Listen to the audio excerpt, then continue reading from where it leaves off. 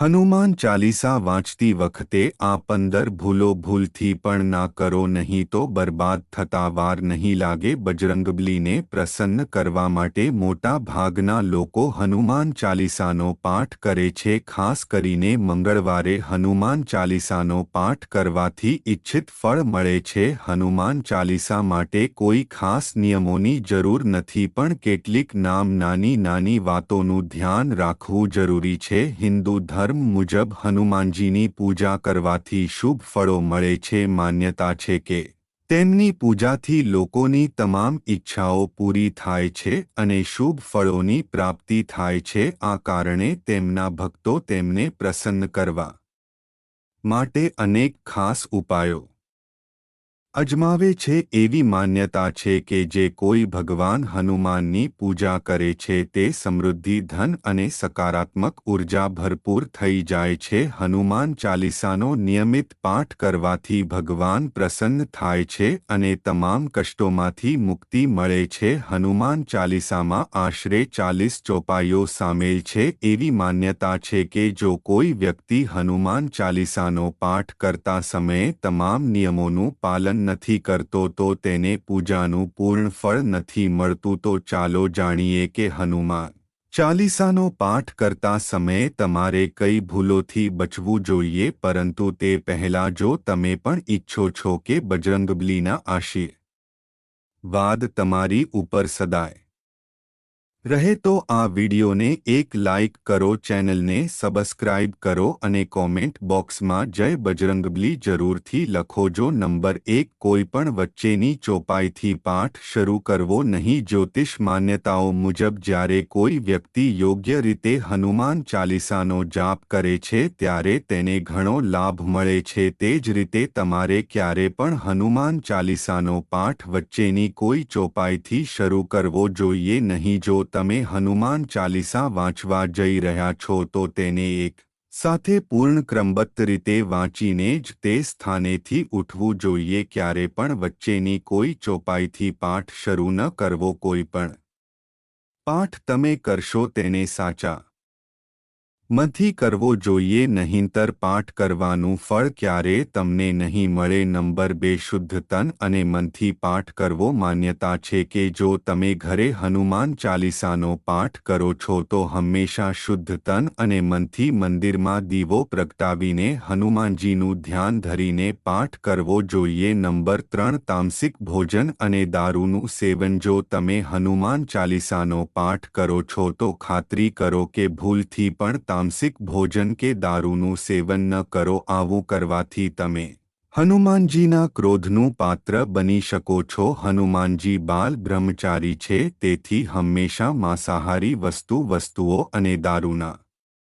સેવનથી દૂર રહેવું જોઈએ. તો જ તમને પૂજાનું ફળ મળશે. નંબર 4, કોઈ સાથે કારણ વગર ઝઘડો ન કરો. જો તમે હનુમાન ચાલીસાનો પાઠ કરો છો તો ધ્યાન રાખો કે તમે ભૂલથી પણ કોઈ નિર્દોષને ન સતાવો અને કોઈ સાથે કારણ વગર ઝઘડો ન કરો. જો તમે હનુમાન ચાલીસાનો પાઠ કરો છો તો ધ્યાન રાખો કે તમે કોઈનું પણ અપમાન નથી ન કરો અને કોઈ માટે અપશબ્દોનો પ્રયોગ ન કરો. જો તમે આ પાઠ કરો છો તો ગરીબોને પણ ન સતાવવા જોઈએ અને ગરીબોની મદદ કરવી જોઈએ. નંબર 5, જીવનસાથીને છોડીને કોઈ અન્ય સંબંધમાં બંધાવું. જો તમે વિવાહિત છો અને હનુમાન ચાલીસાનો પાઠ કરો છો તો તમારે જીવન સાથી સિવાય કોઈ અન્ય સાથે સંબંધની વાત પણ ન વિચારવી જોઈએ. આવું કરનારાઓને ક્યારેય પણ હનુમાન ચાલીસાનું શુભ ફળ મળતું નથી. કોઈ વિવાહિત પુરુષે કોઈ પરાઈ સ્ત્રી સાથે સંબંધ રાખવો જોઈએ નહીં. જો કોઈ સ્ત્રી પણ હનુમાન ચાલીસાનો નિયમિત પાઠ કરે છે તો તેને પણ પોતાના પતિ સિવાય કોઈ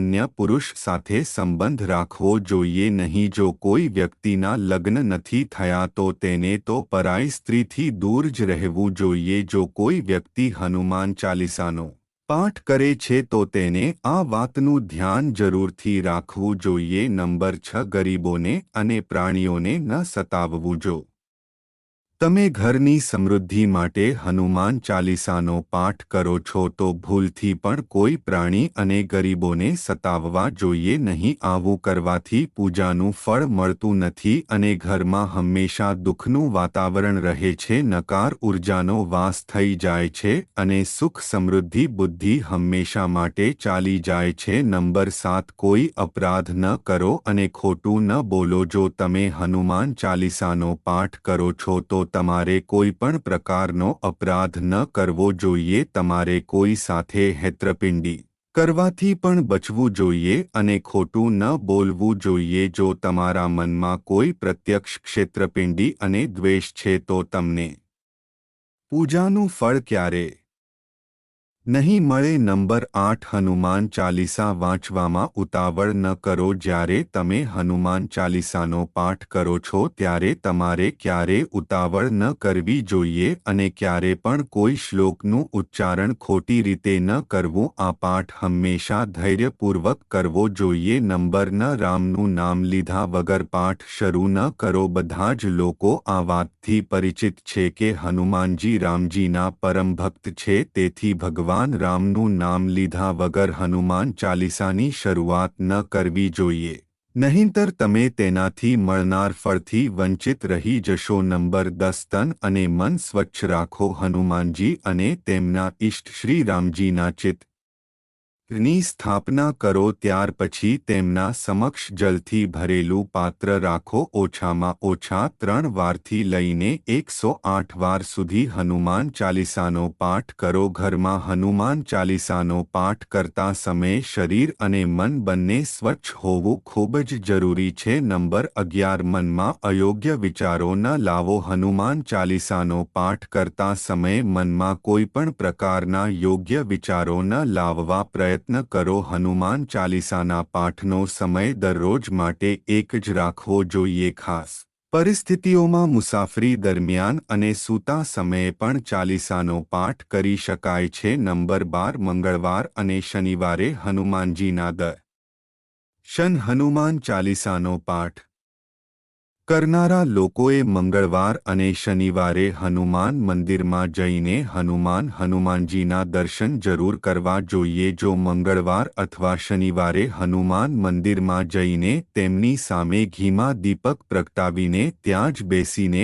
હનુમાન ચાલીસાનો પાઠ કરવાથી મોટામાં મોટા કષ્ટ દૂર થાય છે. નંબર 13, ક્યારે ખોટી સંગતમાં ન રહો. જો તમે હનુમાન ચાલીસાનો પાઠ કરો છો પણ ખોટા લોકોની સંગતમાં બેસો છો અને તેમના ખોટા કામોમાં સહભાગી બનો છો તો તમારું પતન નિશ્ચિત છે. આ માટે આવા લોકોથી દૂર જ રહો. નંબર 14, જ્યોતિષ મુજબ મંગળવારના દિવસે 3 વખત પાઠ કરવો ખૂબ જ શુભ માનવામાં આવે છે. જ્યારે પણ તમે પાઠ કરો તો સૌથી પહેલા એક પાત્રમાં જળ ભરીને રાખો. પછી જ્યારે હનુમાન ચાલીસાનો પાઠ પૂર્ણ થઈ જાય તો તે જળને ગ્રહણ કરો. આથી તમને લાભ તો મળશે જ પણ હનુમાનજી પણ તમારી ઉપર પોતાની કૃપા કરશે. નંબર 15, સૂતક કાળ. પરિવારના કોઈ સભ્યનું અવસાન થાય ત્યારે ત્યાં સૂતક કાળ માન્ય રહે છે. જ્યાં સુધી આ સૂતક કાળ રહે છે ત્યાં સુધી હનુમાનજી સહિત કોઈ પણ અન્ય દેવી દેવતાઓની પૂજા ન કરવી. આ દરમિયાન